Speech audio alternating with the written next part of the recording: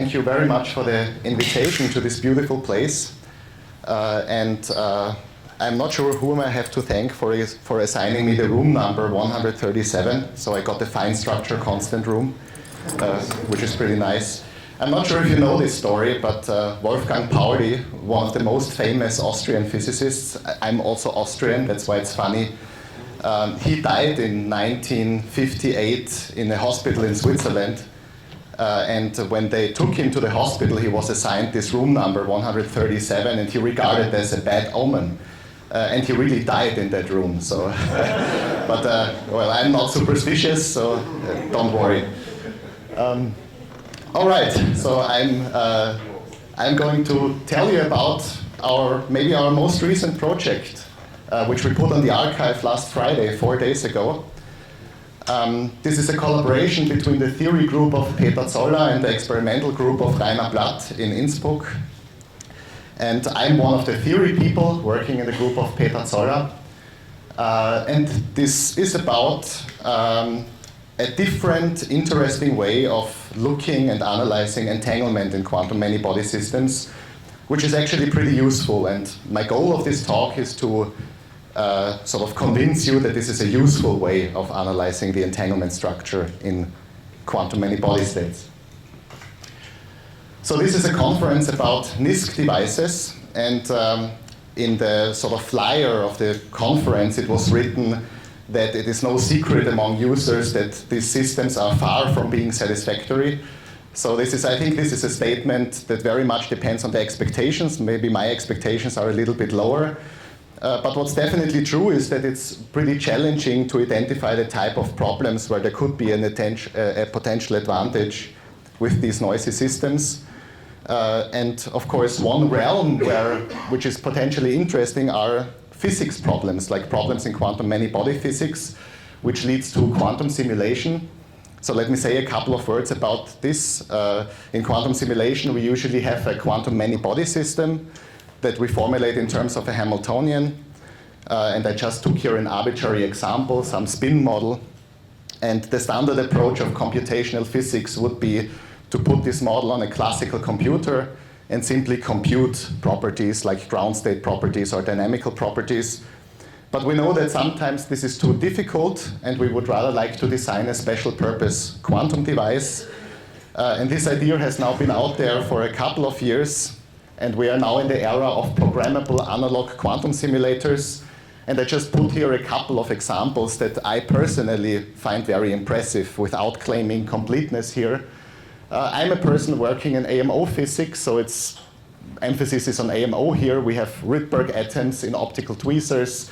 We have neutral atoms in optical lattices that realize Hubbard models, polar molecules, trapped ions, and in particular also at this conference we have seen impressive results with superconducting circuits, but there are also other interesting technologies on the solid state sides like quantum dots or color centers in diamond.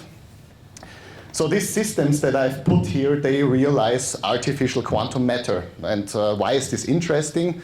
Because of entanglement. It's entanglement that sets these systems apart from classical systems. And this is the topic of this talk. I will talk about entanglement. And the situation that I will have in mind is a lattice system that is in a pure state psi. And think about this, does this actually work? Yes. Think about this pure state psi as the ground state of a local Hamiltonian H.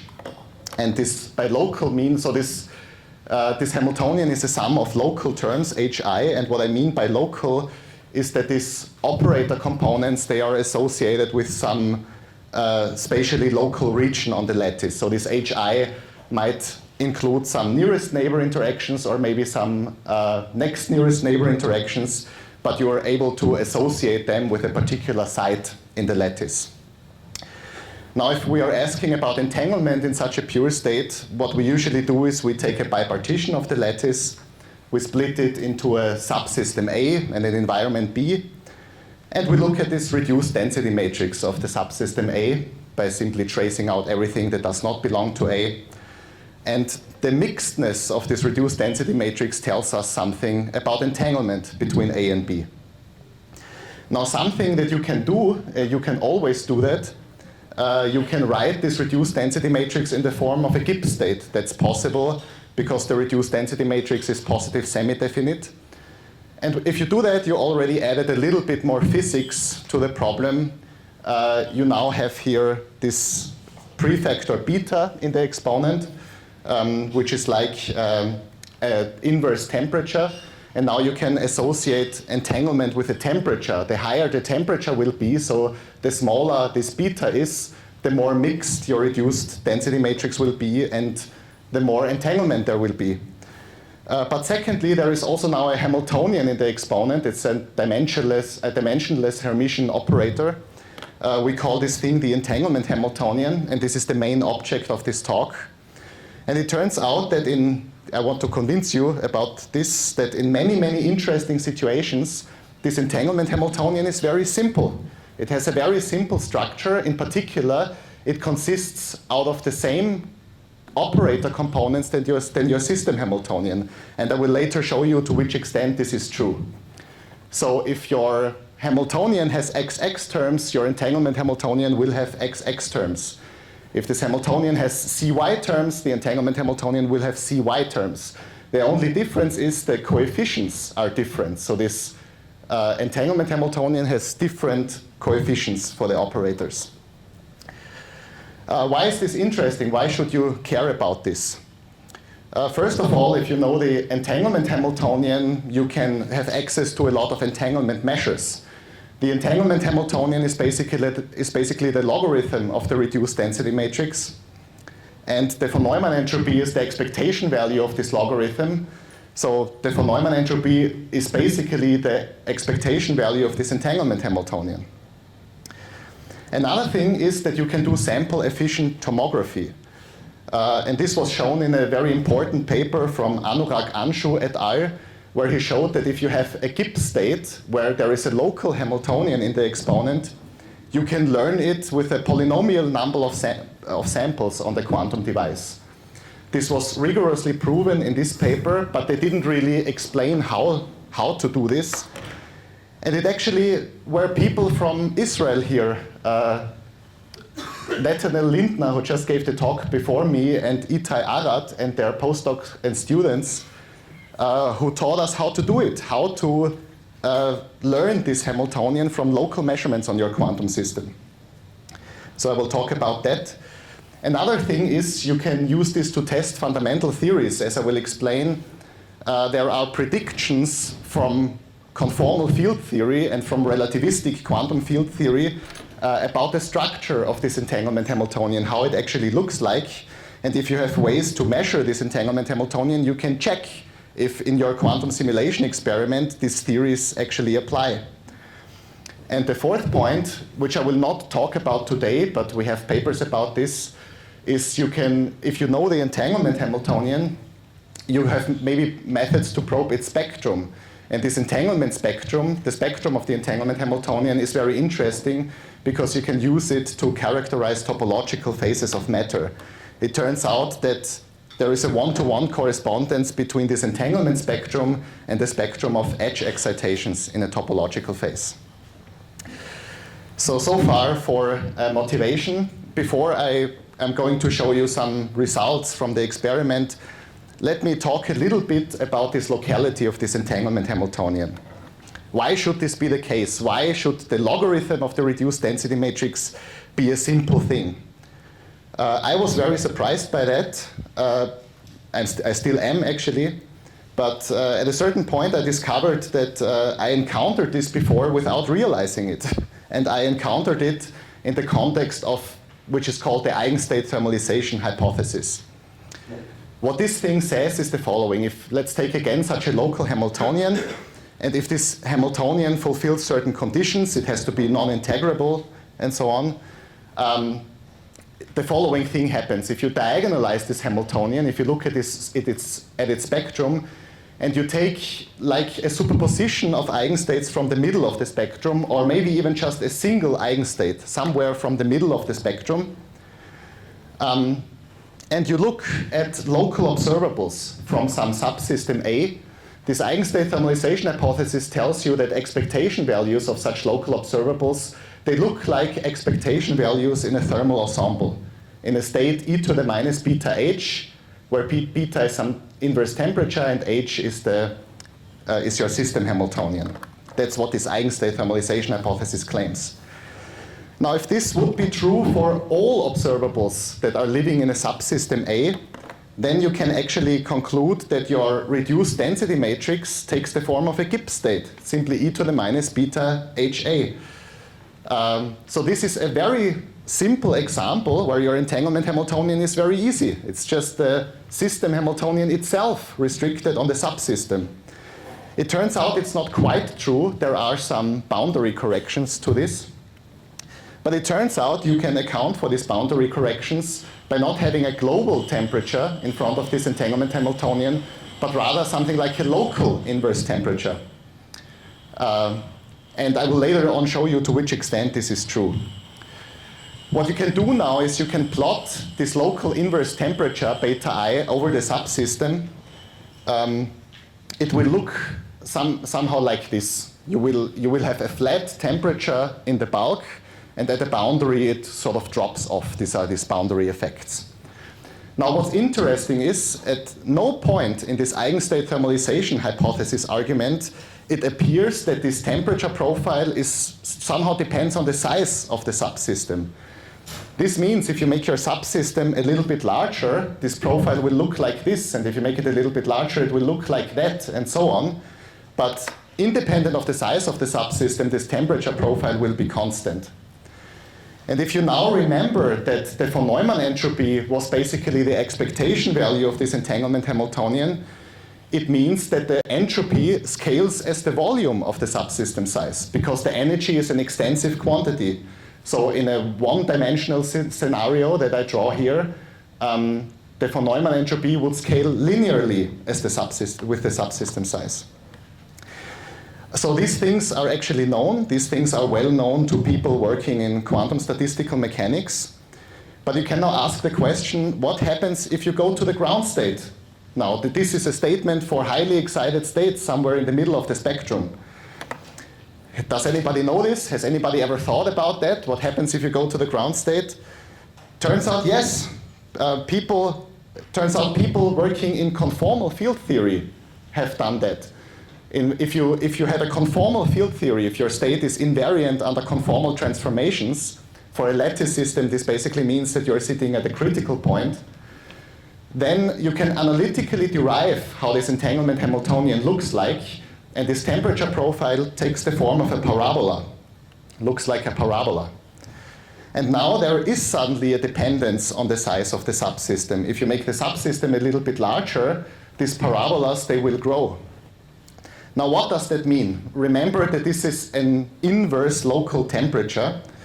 It's actually pretty intuitive that it is like that. What it actually means is that your subsystem close to the boundary where it touches the environment, it is very hot, and in the bulk of the subsystem, it looks very cold. So it means that most of the entanglement the subsystem A has with its environment A bar comes from particles sitting at the boundary of the subsystem. And that's actually pretty intuitive. And if you look at the entanglement entropy in this case, that's a critical state. So you will have an area law, but since it's a critical state, you will have a logarithmic correction to the area law. So this is for a critical point, and now what you can ask, what happens if you go away from the critical point? Does this still hold away from the critical point? The answer is yes, that this has been investigated, this has been investigated in a paper from Victor Eisler et al. What they find, if you go away from the critical point, these temperature profile become more like a triangular. So the parabolic shape changes in something that looks like triangular-ish. And this change from the parabola to the triangle seems to remove the logarithmic correction from the entanglement entropy. So far, I just told you a nice story. I was drawing some pictures. Let's see if this is actually true. Let's do some numerics. So what I did is I took a Heisenberg model on 51 sites. Why 51 sites? You will see it in a minute, because this is the number of ions that we have in the trap at the moment. And you can compute the ground state of this model with DMRG. This model has a very easy phase diagram. There is an anisotropy parameter. If this is smaller than -1, it's a ferromagnet. If it's larger than 1, it's an antiferromagnet. And between this anisotropy -1 and 1, it's a conformal field theory with central charge equal to 1. And I computed now the ground state at this point, delta equals 1. And now you can do Hamiltonian learning on this state. And everybody of you can do that, actually. It's super easy. You make an ansatz for this entanglement Hamiltonian, which consists of the same operators than the system Hamiltonian. And you use these Hamiltonian learning techniques developed by Lindner and Arad et al. They are super easy. You can program them in about 7 lines. And you can see what this entanglement Hamiltonian looks like. And when you do that, this is what you get. So in the ground state, you really see beautifully these parabolas. And here I think I did it for the 100th excited state of the spin model.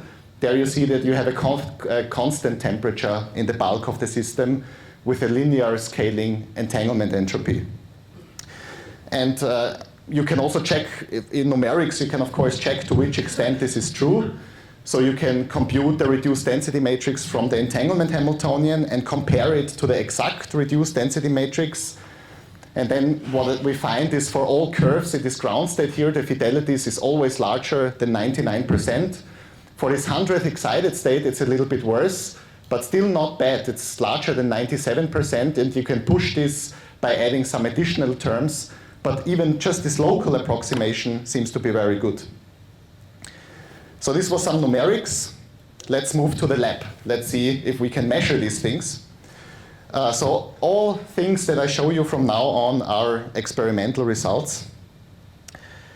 And what we do is the following. We have 51 ions in a trap, and we prepare the ground state of, we took an XXC model, a Heisenberg model, and we prepared the ground state of this model with VQE, with a variational quantum eigensolver. That's our standard workhorse in the meanwhile. And I want to say something here at this point. So we do this for 51 ions. Why is this possible for 51 particles? It's possible because we're actually not using a digital device. We are using something that is more like a programmable analog quantum simulator. What this thing can do, it can do one gate, basically a global gate that acts on all the ions. It's basically time evolution with one particular Hamiltonian that is programmable to a certain extent. And it's not universal. You cannot prepare any state with this. But you can apply this to many, many qubits with very high fidelity. And this is what makes it possible.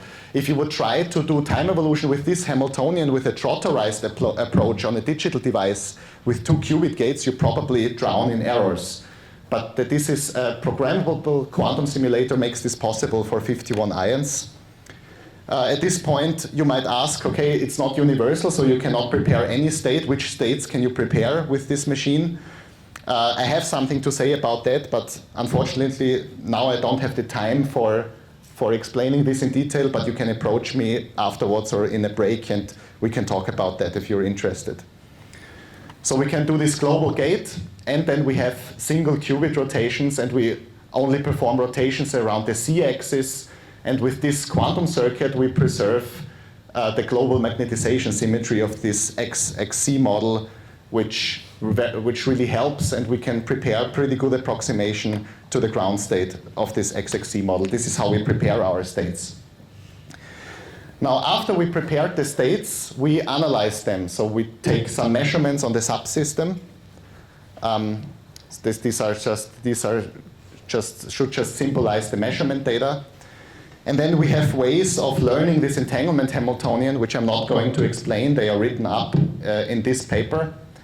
But we basically can, from local measurements taken on the quantum state, we can, using an ansatz for the entanglement Hamiltonian, infer the structure of this operator. And we did this for 2 parameters of this XXC chain, for delta equals 1, where the state should be critical, and for delta equals 1.7 in the antiferromagnetic phase. These are the von Neumann entropies as a function of subsystem size. They look very boring. It's just, they are basically flat. So this is really an area law. But we can now also look at this entanglement Hamiltonian. These are really experimental data here. And we kind of see that at delta equals 1, we get beautiful parabolas as predicted by conformal field theory.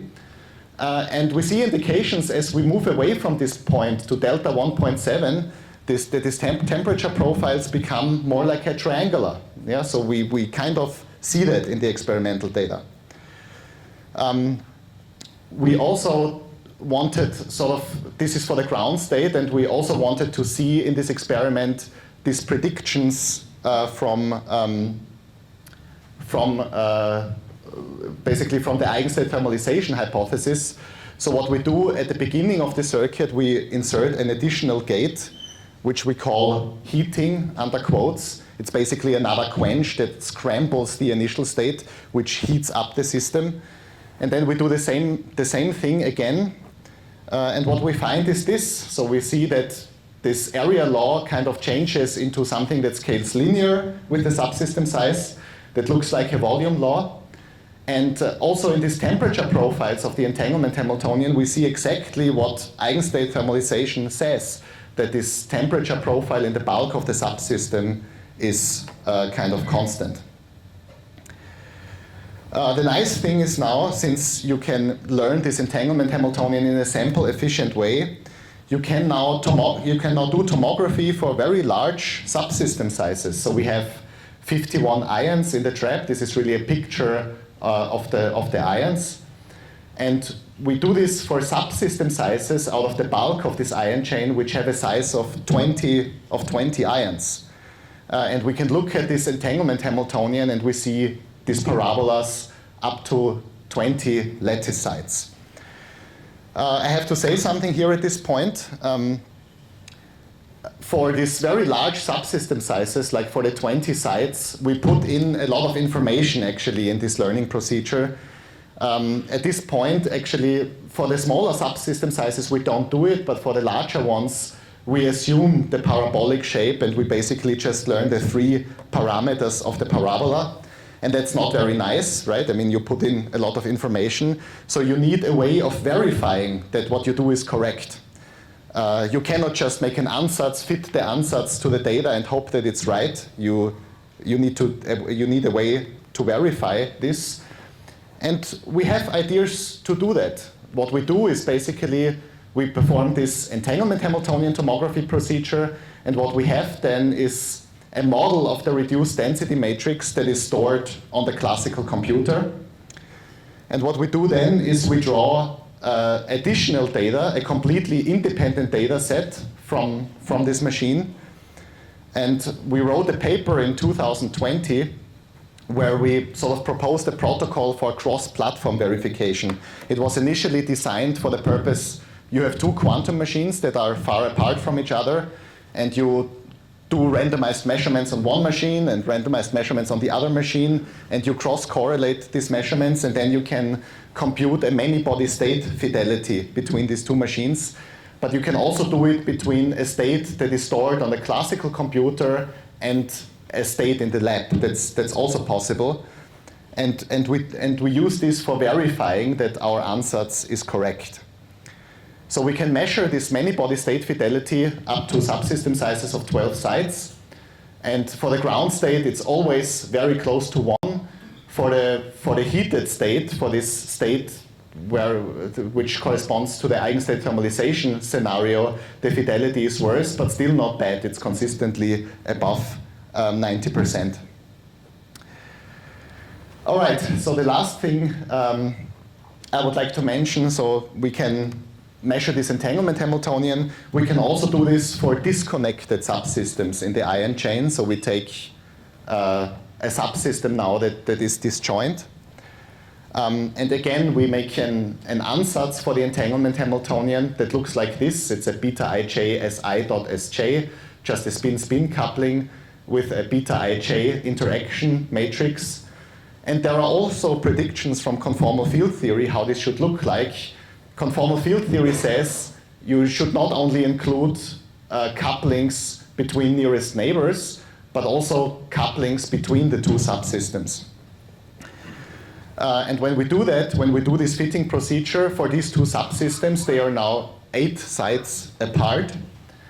And in this case, these two subsystems are pretty uncorrelated with each other because they are so far apart. And we get these two blue curves.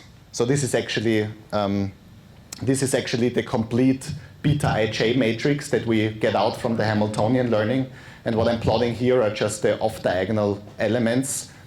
But they really just look like as if you would have done entanglement Hamiltonian tomography for the two subsystems separately, because these two subsystems are really uncorrelated. But now what you can do is you can move the subsystems closer together, such that they are only one side apart, let's say. Sorry, wrong button. And do this entanglement Hamiltonian tomography again. And then you get these orange curves. Again, I'm just plotting here the off-diagonal elements. And if you zoom in here, what you see is that this temperature profile for the subsystems that are only one side apart, this inverse temperature is higher than the ones where the subsystems were 8 sides apart. So the ones which are only separated, the subsystems that are close together, they look more cold. They have a lower temperature, which means that there is more information in this subsystem. And you can see this in the mutual information from these entanglement Hamiltonians. You can again very easily evaluate the von Neumann entropy and then look at this mutual information, which is SA plus SB minus SAB. A and B are these two subsystems. And you see that the mutual information decreases as a function of the distance between the subsystems. And this agrees remarkably well with theory. So this line here on top is the theoretical simulation.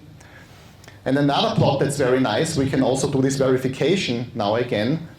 And what we did here is we did this verification procedure. We measured this fidelity as a function of the distance between the two subsystems in two scenarios. In one scenario, we include these coupling terms between the subsystems. This is this orange curve, and in the other scenario we don't. And what you see then, as you decrease the distance, as you move the two subsystems closer together, the fidelity of the ansatz where you do not include the couplings, this really drops. So this verification procedure really tells you at this case, it basically shows you a red flag.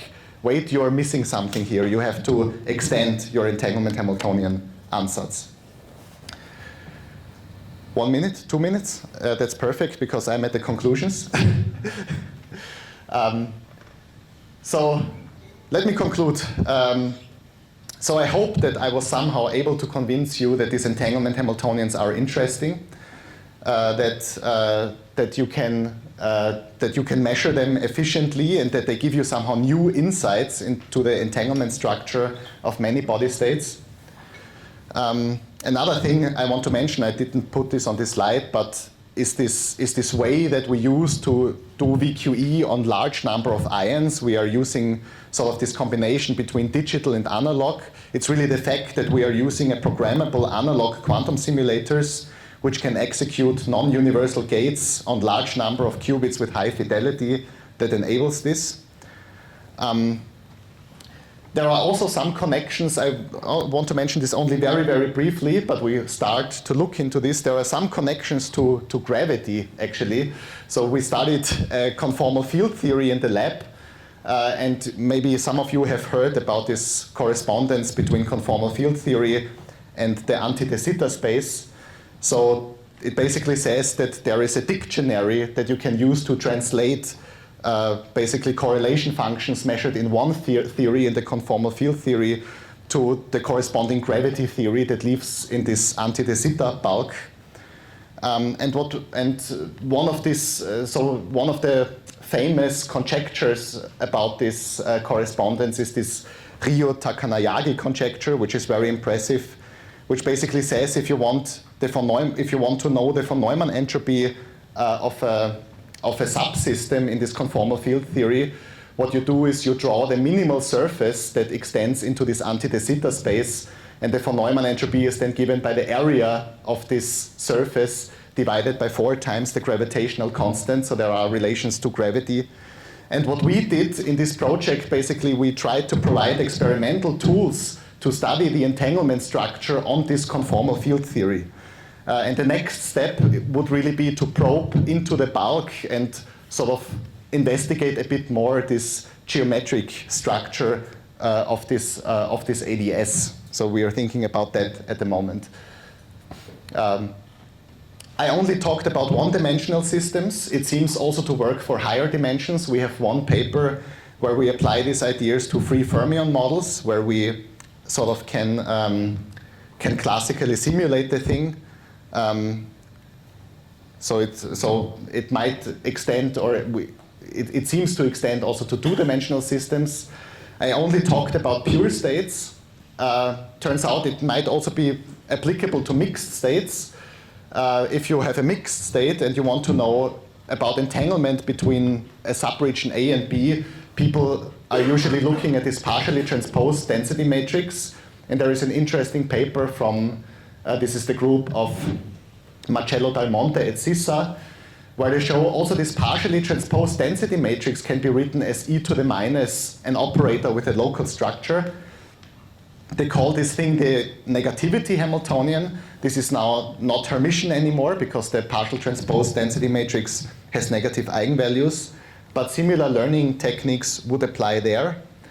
And I was talking about a classical post-processing protocol. It's sample efficient, so the number of it scales efficiently in terms of the number of samples that you take on the quantum system, but it's kind of exponential on the classical side. You need at least to store the low-lying eigenstates of this entanglement Hamiltonian, and there might be some efficient quantum protocols that you maybe can exploit to extract the singular value decomposition. But I think I stop at this point and hope that you enjoyed the talk. And this is the team. So theory was really done. I would really like to mention my co-workers Rick, Van Beinen, Thorsten Zache, and Peter, who had most of the ideas. And on the experiment, credit should really go to Manoj Joshi, who really did the experiment, Florian Kanzl, Christian Roos, and Rainer Blatt. So thank you for your attention.